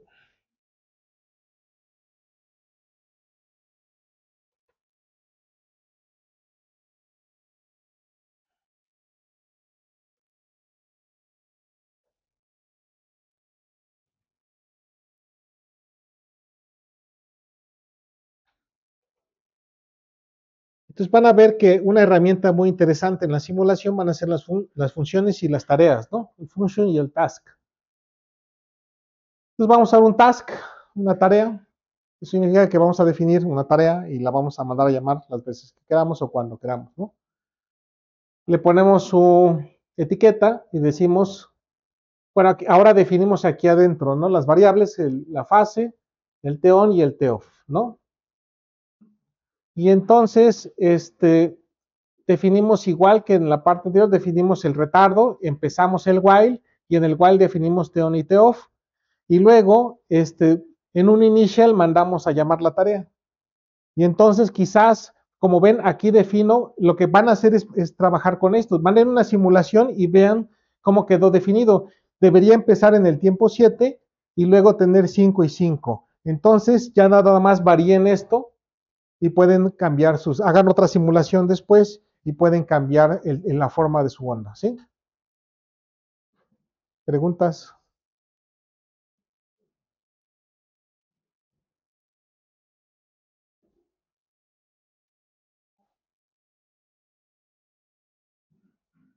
Ahí está, ¿no? Entonces vamos a ver. aquí está, ¿no?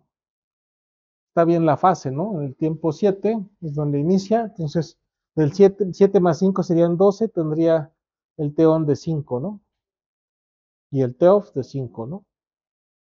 Entonces, si le varían ahí en el initial donde mandan a traer la tarea, pues pueden variar los parámetros de fase, de T-on y T-off, ¿sí? Son formas diferentes de trabajar las señales de reloj en la simulación, ¿sí? ¿Preguntas?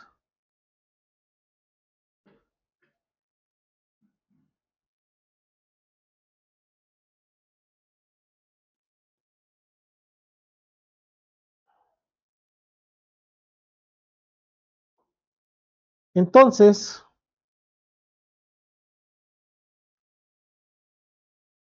¿sí? Esto es lo que hemos visto, ¿no? Cuando vamos a estimular a un DUT tenemos que definir las variables globales, las señales de control y las señales de datos, porque cada una tiene una función y como son funciones tenemos que probar que cumplan con su funcionamiento. Entonces tenemos que reparar porque cada una son diferentes. Las señales de control son diferentes a las señales de datos y son diferentes las señales de datos a las señales globales. ¿Sí está claro? Entonces vamos a ver que vamos a contar con múltiples tipos de datos y tenemos que manejarlos bien. En hardware, por ejemplo, sabemos que tenemos el reg y el wire. Y el reg lo usamos normalmente para los procedural assignments, ¿no? Y los wires para los continuous assignments. Disculpen que mezcle el inglés y el español, lo que pasa es que algunas cosas no me gusta traducirlas y no quise ponerlo todo en inglés, ¿no? Porque no sé cómo se mencionan en español, ¿no? De manera correcta. Entonces, por ejemplo, en variables tenemos el fixed, ¿no? Y el floating, ¿no? En el fixed tenemos la de dos estados, cuando queremos que valga 0 y 1, en los de dos estados tenemos los signados, ¿no? 8 bits, 16 bits, 32 bits, 64 bits, y vamos a ver que los vamos a poder manejar como bytes, como short int y long int, ¿no? Los insigno, tenemos los de 4 estados, que son los que pueden tomar 0, 1, don't care y alta impedancia, ¿no? Los flotantes, que pueden ser los reales, bueno, y vamos a seguir viéndolos poco a poco, ¿no? Vamos a ver después que System Verilog introduce una nueva que se llama Logic, y el Logic puede tomar también eh, alta impedancia, baja impedancia, uy, se fue la luz, don't care, y 0, 1, alta impedancia y don't care. La diferencia va a ser que, por ejemplo, aquí tenemos que ser muy cuidadosos con la dirección y además ser muy cuidadosos en que los reg podemos leerlos y escribirlos y el wire solo podemos leerlo, ¿no? En cambio, en el Logic vamos a ver que podemos hacer lo que ambas dos, las dos cosas hacen. Sin embargo, vamos a ver también que, bueno, ¿para qué vamos a usar principalmente los Logic? ¿Sí? Hay que tener cuidado, sobre todo cuando hay dirección. ¿Sí? Por ejemplo, imaginemos que queremos probar una RAM, ¿no? Tenemos la señal de clock y reset, tenemos las señales de control como es write, ¿no? Tenemos las señales de datos que es de in, tenemos el address y el de out, ¿sí? Bueno, ahí me faltó algo.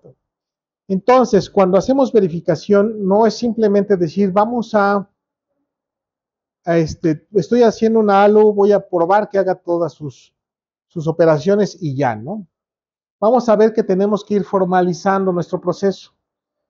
Dentro de nuestro proceso, el primer paso que vamos a hacer es hacer nuestro plan de verificación. ¿Por qué? Porque tenemos que definir qué es lo que vamos a verificar, ¿sí? Entonces, el primer paso vamos a ver que es enlistar las señales que están presentadas en el DUT y considerando las especificaciones, ¿cuál es el comportamiento de estas señales? ¿Por qué? Porque a lo mejor si estamos haciendo nuestra tesis y posteriormente si vamos a hacer un trabajo necesitamos entregar un buen reporte y no vamos a decir, ahí está la simulación, te va a decir, pues sí, yo veo que está la simulación, pero ¿cómo sé que está funcionando y cómo sé que estás probando? Sin tener que meterme al simulador y probar y que me des el código, a lo mejor, no sé, depende de qué tanto, ¿no? Pruebe. Entonces, por ejemplo, aquí definimos el número de la prueba, el caso de prueba, por ejemplo, puede ser el reset, el write y el write con diferentes condiciones. Hacemos la descripción, por ejemplo, para el reset decimos default value for the out when reset is asserted, ¿no? Ahora hay que tratar de, vamos a ver que vamos a tener que empezar a usar el lenguaje de la verificación. En vez de decir cuando reset vaya a 1 o cuando reset vaya a 0, sobre todo porque a lo mejor cuando hacemos el plan no hemos definido si se va a activar en 1 o 0, ponemos si es asserted o de asserted, ¿no? ¿Sí? Asserted es cuando se cumpla la condición de reset independientemente de si es 0 o 1. Y de asserted es cuando el reset está desactivado, ¿está claro? Entonces, y definimos lo que se va a cubrir. Y vamos a empezar a manejar este concepto, cubrir. Vamos a empezar a manejar coberturas. ¿Sí? Entonces, por ejemplo, este comportamiento verifica que el de out, al inicio de la operación, cuando el reset está en alto, bueno, ¿qué pasa cuando está en alto por algunos ciclos de reloj? ¿No? ¿Está claro? Este va a ser nuestra primera lista que vamos a hacer cuando vamos a empezar a definir nuestro plan de verificación. De esta manera introducimos formalidad a nuestro trabajo. ¿Sí? Ustedes saben, y sobre todo los que estén en software, que el reporte, pues lo es todo, ¿no? O sea, siempre hay que reportar todo. Entonces, por ejemplo, otra condición para el reset es, me equivoqué, reset is asserted.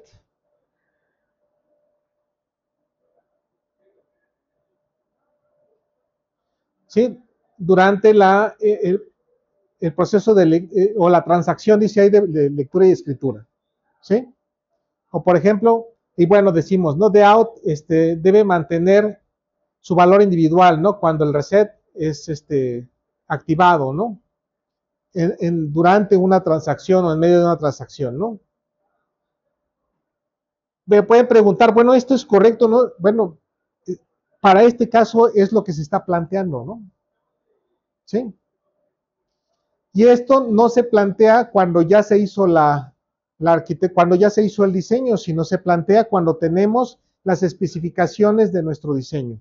Empezamos siempre de que nos digan, quiero un procesador con estas especificaciones. Y a partir de ahí empiezo a hacer mi primera lista de verificación. Se va a ir adecuando conforme los arquitectos vayan avanzando en su diseño, ¿no? ¿Sí está claro? Entonces, necesitamos empezar con hacer un plan de verificación y el primer paso es hacer la lista de las señales, ¿sí?, que están presentes en el DUT. A veces eso no lo va a cubrir todo porque a veces tenemos simplemente una caja cerrada, ¿sí?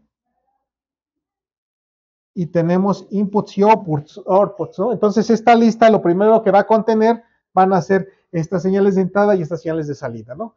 Pero quizás después necesitemos evaluar cierto comportamiento, entonces se le van a agregar cosas a nuestro plan de verificación. ¿Está claro? Entonces, ¿para qué hacer una lista así? Porque hay que agregarle formalidad a la verificación, ¿no? En un trabajo más grande. ¿Sí está claro? Entonces, el plan de verificación consiste en todas las señales que están presentes en el IoT como primer paso. ¿Sí?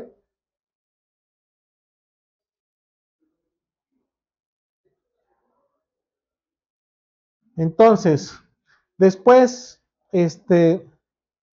la segunda lista, ¿no? Vamos a hacer una lista donde seamos más específicos en lo que vamos a trabajar. Por ejemplo, la sección, quizás tengamos un escrito, un manual, por ejemplo, una hoja de datos, ¿no? Y en una cierta sección va descrito algún tipo de comportamiento. Entonces podemos especificar en qué sección nos estamos basando. Por ejemplo, si queremos evaluar una memoria específica ya comercial o que estamos construyendo algo similar, podemos ir a una cierta sección de su manual y podemos ver cuáles son las señales que sugieren para hacer una determinada prueba, ¿no? Entonces especificamos qué sección vamos a probar. Definimos el nombre de la prueba. Aquí no se ve bien, pero dice apb-slave-error-test. Como ven, vamos a probar un error de escritura en el slave. Es un ejercicio un ejemplo de una prueba de un Busaxi, ¿no? Y entonces dice, el resumen es, vamos a probar es la prueba de la funcionalidad del error. El bus AXI tiene bueno, unas señales específicas que nos indican cuando hay un error. ¿Sí? Vamos a probarlas. ¿Dónde están descritas? En esta sección. ¿Qué nombre le vamos a poner? ¿Sí? Aquí, como ven, es quizás el identificador de lo que estamos probando. Vamos a probar el esclavo, vamos a probar el error y bueno, es el test, ¿no? Después describimos cómo va a ser la prueba, ¿no? Dice generar una dirección que esté fuera del espacio de memoria del DUT, ¿sí? Generar una escritura y una operación de lectura y escritura con un dato erróneo, ¿no? O una dirección errónea. Entonces, ponemos el peso, o sea, cuál es el valor de esta prueba, y luego ponemos qué es lo que esperamos alcanzar, ¿no? El goal, ¿sí? Aquí ponemos para las señales qué es lo que esperamos alcanzar, luego lo que esperamos cubrir, ¿sí? Y luego las especificaciones de uso. Vamos a ver poco a poco esto. Lo único que quiero que vean es que ya que necesitamos formalizar la forma en la que vamos a hacer la verificación para que sea, vamos a ver que pueden generarse estructuras muy complejas, no solamente de código, sino estructuras de archivos. Entonces, ya incluso esto podemos usarlo para definir el nombre del archivo. El nombre del archivo podría ser apb.slb.err.tst.sb, de System Verilog, ¿no? Entonces ya es más fácil, si vemos aquí la lista, ir exactamente el archivo que contiene esa prueba. ¿Por qué? Porque finalmente, recuerden, vamos a entregar un reporte o a lo mejor terminamos un proyecto y se lo pasamos a alguien más, ¿no? O dejamos a alguien lo dejó, nosotros lo vamos a tomar y es más fácil entender primero todo el reporte para poder ver qué se hizo, ¿no? ¿Sí? ¿Preguntas?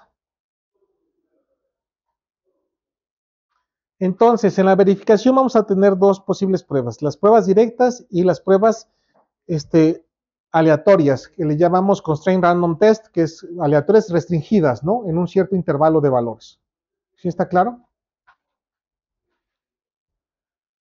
En una prueba directa, que es, hacemos un listado de las pruebas, ya lo vimos en el plan de verificación, y decimos, a ver, queremos hacer esta prueba, lanzamos la estimulación, regresa el resultado, revisamos si dio lo correcto, sí, palomeamos y pasamos a la siguiente prueba, ¿no? ¿Sí? Pero ya es una prueba directa, recuerden, porque sabemos qué valor tenemos que obtener de resultado. ¿Preguntas? ¿No? Pero ¿qué pasaría si, por ejemplo, o sea, siempre tengo que saber qué valores estoy mandando aquí? Por ejemplo, voy a escribir una memoria, le mando un 1 a write para habilitarlo y mando una dirección dentro de un rango específico donde sé que puedo trabajar estas direcciones, por ejemplo, de 0 a 10, ¿no? Entonces, lo que yo espero de write es 1 y espero un cierto valor de lectura de esa memoria, ¿no? Pero ¿qué pasaría si yo mando un dato aleatorio? ¿Sí? Y además, una memoria tiene un montón de localidades. ¿Cómo pruebo todas las localidades? Recuerden, y si dijimos, si voy a hacer una suma entre dos valores de 32 bits, hacer una tabla de verdad de esos 32 bits con 32 bits, pues es algo muy larga, ¿no? Entonces, por eso mandamos valores aleatorios. Entonces, ahí vamos a ver que lo que empezamos a generar son los grupos de cobertura. O sea, voy a empezar a obtener información. De lo que se trata la verificación es de obtener información y revisar si está cumpliendo con el objetivo que estamos planteando. ¿Sí está claro? Entonces, esto es lo que voy a tener. Voy a tener mi generador de señales aleatorias. Voy a definir una restricción, o sea, un rango de valores específico. Voy a estimular mi DUT. Voy a estar tomando los valores que voy a estar mandando, voy a estar tomando información, ¿sí? ¿Qué valores voy a tomar? Voy a tomarlos del plan de verificación. A partir del plan de verificación ya voy a empezar a definir las coberturas que debo tener, o sea, qué funcionalidades necesito estar revisando que se están cumpliendo, ¿sí? Entonces, ahora voy a ver agregar un nuevo concepto que se llama cobertura funcional, que va a ser un aspecto importante que yo requiero trabajar en mi verificación. ¿Sí está claro? Entonces, estimulo el DUT, voy tomando la información de las señales con las que estoy simulando, estimulando el DUT. ¿Por qué? Porque tengo que ver que estoy cumpliendo con el plan de verificación y el resultado del DUT lo voy a mandar a algo que le voy a llamar scoreboard. El scoreboard es el tablero de resultados, ¿no? Entonces, como ven, ¿cuál es la transición de un test bench simple a un test bench modular? Pues es o un test bench o una metodología de verificación, es ir haciendo módulos cada vez más complejos, pero que me van a estar generando más información y sobre todo me la van a ir automatizando esa información, ¿no? O sea, me la van a ir generando y almacenando y me van a ir entregando reportes de si se están cubriendo o no se están cubriendo esas coberturas. ¿Sí está claro? ¿Preguntas? Entonces, por ejemplo, yo podría tener un caso donde el write sea, tenga que irse alto, si para activarse yo tenga que probar direcciones en un tamaño de 8 bits, o sea, podría tener 255 combinaciones y también en el tamaño de palabra, en el tamaño de los datos, puedo tener 8 bits, o sea, podría tener 855 combinaciones de datos, ¿no? Entonces, imagínense hacer para esta cosa simple, un test bench con direct testing, ¿no? Sería una tabla muy grande, ¿no? Entonces, ¿qué tengo que hacer? Tengo que ver qué variables puedo mandar de manera aleatoria y hacerlo automático, ¿no? ¿Sí? Entonces checo si puedo hacer aleatorio el write, el address y el data in. Y por ejemplo, si yo mandara sería mandar un write ya sea en 0 o en 1 y pensar en qué voy a obtener.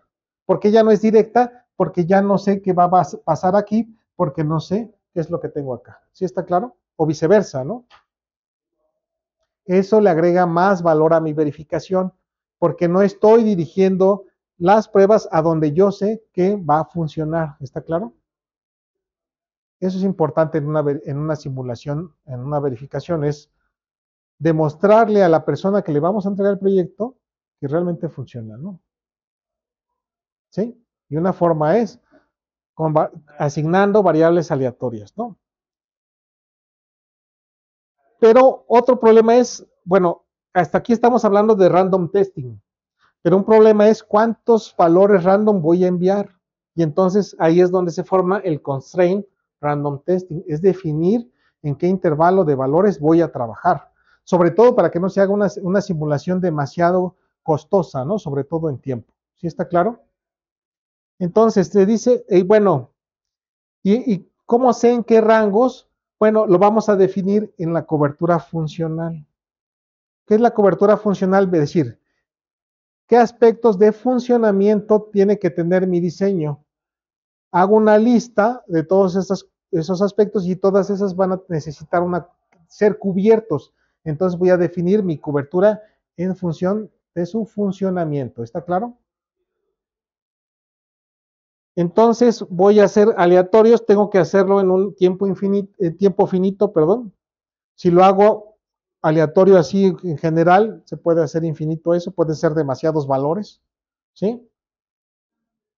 ¿Cómo limitamos el tiempo? Pues con las coberturas funcional, agregando restricciones. ¿Sí está claro? Sí. Entonces a esto le vamos a llamar Constraint Random Testing. Preguntas hasta ahí. Perdón que vaya tan rápido, pero tenemos poco tiempo. Y además, la idea de estos cursos es motivarlos a que entren a estos temas, ¿no? Aquí en el SIC vamos a seguirlos trabajando, vamos a hacer otro tipo de cursos. Una de nuestras misiones es transferir el conocimiento, ¿no? Bueno, más bien nuestra misión, parte de nuestra misión, porque no tenemos mucha misión, parte de nuestra misión es transferir el conocimiento, ¿no? No guardarlo y hacerlo así como si fuéramos los únicos que hacen esto. Esto se hace ya desde hace mucho tiempo en la industria, ¿no? ¿Sí? Entonces,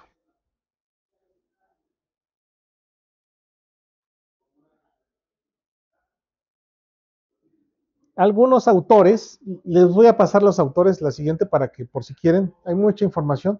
Todo esto son ejemplos que he estado buscando y revisando en libros, en internet, en muchas partes. Algunos autores manejan lo que le llaman la arquitectura de un test bench en capas, ¿no? ¿Qué es esto? Tenemos dos rutas posibles, la aplicación de estímulos y la obtención del resultado, ¿no? O sea, del resultado de la estimulación del DUT, ¿no? Entonces, en la primera capa que tenemos, el DUT, nos dijimos, aplicamos señales y obtenemos las respuestas, ¿no? El DUT puede estar descrito en Verilog, en VHDL o en System Verilog. Eso a nosotros no nos importa. Dijimos, bueno, les he dicho, pero normalmente trabajamos el DUT en verificación como una caja negra, ¿no? No nos interesa cómo esté por dentro el diseño. Nos interesa si está en VHDL o en System Verilog o en Verilog. Solo nos interesa entender la funcionalidad para poder hacer las pruebas, ¿sí? Podemos usar caja gris donde a lo mejor voy a enseñarles un ejemplo donde podemos tomar algunos datos internos, por ejemplo, en una máquina de estados, normalmente buscamos que para cierta entrada tengamos cierta salida, pero no buscamos, por ejemplo, si se cumple de manera correcta la transición entre los diferentes estados, ¿no? Por ejemplo, en el ejercicio que hacemos del monociclo en arquitectura, es el proceso es, hacemos la búsqueda de la instrucción, hacemos el fetch, luego hacemos el decode, luego el execute y luego el write back, ¿no? Entonces hay que ver para cada una de las instrucciones posiblemente si se cumple el ciclo, ¿no? ¿Sí está claro? No sabemos si los estados se llevan a cabo de manera correcta, ¿no? ¿Qué tal si por ahí hay alguna instrucción que sale hacia otro estado en un momento no específico? También podemos revisarlo, ¿no? Pero eso no es una señal que esté mapeada como un O-port, ¿no? O sin un puerto de salida. Entonces, ¿qué hacemos? Tomamos una señal interna. Y ahí es cuando sabemos que es una caja gris. Y normalmente eso es porque el diseñador dice, oye, quiero que pruebes esta funcionalidad y te pone por ahí esa línea disponible. ¿Sí está claro? Pueden haber cajas blancas donde estemos enterados de exactamente cómo está. A lo mejor iniciamos con caja negra, terminamos con caja blanca, a lo mejor para probar cosas ya muy específicas que quieren. Entonces hay que entender cómo está el diseño para poder hacer la prueba correcta, ¿no? ¿Sí? Entonces, ¿entienden la capa 1? Se estimula a través de la primera trayectoria y obtenemos los resultados. ¿Sí? Aplicamos A y B a la suma y entonces la señal Y va a ir hacia la capa 2. ¿Sí está claro? En la capa 2 recibimos la bueno, para mandar esta señal, perdón, bueno, vamos a hacerlo, no sé, ahorita a ver si no me doy a entender. Se recibe la señal del DUT, ¿no? Y se convierte en un comando que va a interpretar la capa 3. La capa 2 podemos, en algunos autores le llaman la capa de comandos, ¿no? Si recibimos ceros y unos y lo transferimos en lo transformamos en un comando que se va a interpretar en la siguiente capa. ¿Sí? Entonces, ahora, eso se queda normalmente ahí. ¿Por qué? Porque ¿a qué lo vamos a mandar? ¿Recuerdan? Al scoreboard, ¿no? ¿Para qué? Para que se compare con los datos esperados o se compare con un modelo simulado. ¿Se acuerdan que simulamos la suma, no? Entonces, no mandamos el dato como tal, sino mandamos un comando. Y ese comando puede ser un real, puede ser un natural, puede ser un número con un formato específico, pero ya no vienen ceros y unos. ¿Sí está claro? Ahora vamos a ver al revés. Entonces, en la parte, en la capa más alta tenemos la capa de prueba, que es donde se genera el test general, ¿no? O sea, después, en la capa de escenario que le llaman, se generan las secuencias. Y bueno, y aquí también se pueden probar las respuestas del DUT con lo que le llaman el golden data, o sea, los datos esperados, ¿no? Golden, ¿por qué? Porque si obtienes los resultados esperados, pues ya lo hiciste, ¿no? O sea, por eso son Golden Data, ¿no? Entonces generamos las secuencias se convierten en comandos, los comandos se transforman en unos y ceros, ¿sí? Y se aplican a la señal. Vamos a ver, entonces, ¿qué es eso de las secuencias y esto? Recuerden, ahora vamos a conocer aquí lo que tenemos que tener son todas las posibles variables a las cuales les podemos generar un estímulo. Y a esas las variables vamos a llamar transacciones. ¿Sí? Por ejemplo, podemos tener transacción de write, transacción de read. Es como si fuéramos a un banco y tuviéramos transacciones para hacer depósitos, retiros, inversiones, etcétera, ¿no? ¿Sí? Ahí las transacciones están definidas en el test layer, ¿no? Entonces, a partir de esas transacciones se generan las secuencias, ¿sí? ¿Qué son las secuencias? Las secuencias son las señales a un alto nivel que van a ir a estimular el DUT, ¿sí? Son secuencias, ¿por qué? Porque a lo mejor necesitamos mandar una señal de reloj, una señal de reset y una señal de escritura, ¿no? Y se tienen que mandar con una secuencia específica. ¿Sí está claro? Esas secuencias entran como comandos y se tienen que transformar en señales. Y cuando sean señales, se tienen que enviar hacia el DUT. ¿Sí? ¿Qué significa esto? Que lo que se busca en un test bench estructurado es que el manejo de para hacer las pruebas sea ya a un alto nivel de programación, en un lenguaje de alto nivel. Porque de esa manera se puede estimular o generar las señales más fácilmente, ¿no? Es más fácil decir, manda una señal de reloj con esta frecuencia, que decirle, a ver, manda clock, inviértelo después de un retardo tal, no, ¿sí? Es más fácil decirle con un lenguaje de un nivel más alto, haz este cambio, manda una señal de write, manda una señal de prueba de error, manda una señal, ¿sí? ¿Entienden? Entonces, vamos a generar las secuencias en forma de comandos. Aquí se va a definir cómo se va a secuenciar esas señales. Se van a recibir en comandos, se tienen que traducir a señales y se tienen que aplicar al DUT. ¿Sí está claro? Vamos a ir viendo cómo es eso, ¿no? ¿Por qué? Porque lo que estamos haciendo otra vez es definir las actividades que cada uno de estos tiene que tener. ¿Sí? Entonces, en la capa 5 es donde tenemos el test. En el test tenemos el control de la simulación y de las secuencias, ¿no? Que se van a aplicar al DUT. Y también podemos recibir las respuestas al scoreboard para compararlas con el modelo o simplemente con la información que tenemos de lo que tenemos que recibir, ¿no? En la capa 4 tenemos pues la generación de esas secuencias específicas que se van a utilizar y cómo se van a secuenciar, ¿no? ¿Sí? Y se van a mandar al DUT. Tenemos pues la secuenciación, o sea, programamos de manera individual los comandos que se van a transformar en señales, ¿no? Y entonces vamos a empezar a darles nombres. ¿Quién hace la transformación de la secuencia de alto nivel a las señales? El driver, o sea, el driver va a manejar las secuencias que están descritas en alto nivel y las va a convertir a señales, a ceros y unos que van a generar mis señales que van a estimular el DUT. ¿Sí? Entonces el DUT genera respuestas, se recibe la respuesta, se transforma un comando, o sea, se va transformando de un bajo nivel, que son ceros y unos, a un alto nivel que puede convertirse en etiquetas de esas señales que se van convirtiendo en la información que yo estoy tratando de generar, ¿no? Yo puedo recibir, por ejemplo, una instrucción, o sea, la respuesta de una instrucción en ceros y unos y tengo que también, pero en vez de decodificarla, la codifico para que cuando llegue a mi scoreboard ya se pueda revisar como un alto nivel, ¿no? Entonces,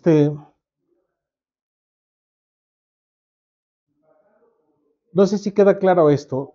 lo que estamos haciendo es modularizando, es dividiendo tareas, es definiendo bloques específicos con tareas específicas para poder realizar las funciones de manera más controlada y más ordenada.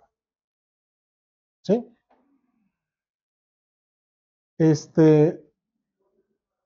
Entonces, ahora vamos a manejar el concepto de transacciones. Transacciones básicamente son las variables que vamos a utilizar. ¿Sí? Pero tienen nombres en un nivel alto. Vamos a manejar las secuencias. Las secuencias portan la información de cómo se va a comportar esta señal, ¿no? A un alto nivel. Son comandos, ¿no? Que nos van a generar señales. ¿Quién recibe esos comandos? Un driver, un manejador, el que va a convertir, el que va a traducir esos comandos en alto nivel a señales y se van a aplicar a mi DUT. ¿Sí? Después vamos a ver que cuando el DUT regresa el resultado, lo va a mandar a un monitor. El monitor es el que va a estar recibiendo los resultados del DUT, ¿sí? De su estimulación. Y el monitor a su vez los va a mandar a un scoreboard, a un tablero de resultados donde se van a comparar con el modelo de simulación o con los datos esperados. ¿Sí está claro? Entonces vamos a irle dando nombre a esas simulaciones. ¿Para qué? Vamos a ver que nuestro objetivo es que cada una de esas capas se conviertan en bloques y que cada uno de esos bloques se conviertan en clases. ¿Sí? Y entonces aquí es donde entramos a la programación orientada a objetos.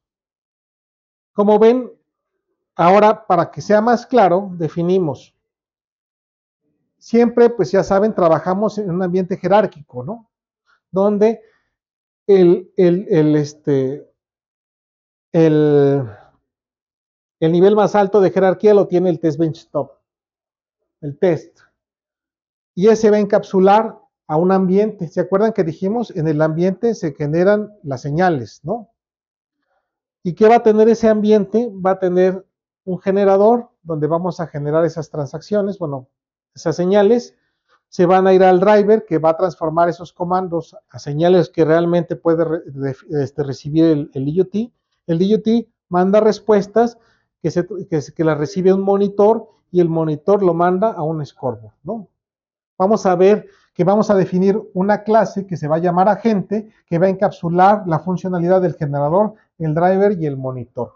Entonces, el environment va a encapsular al scoreboard, al generator, al driver y al monitor, y el test bench va a encapsular todo.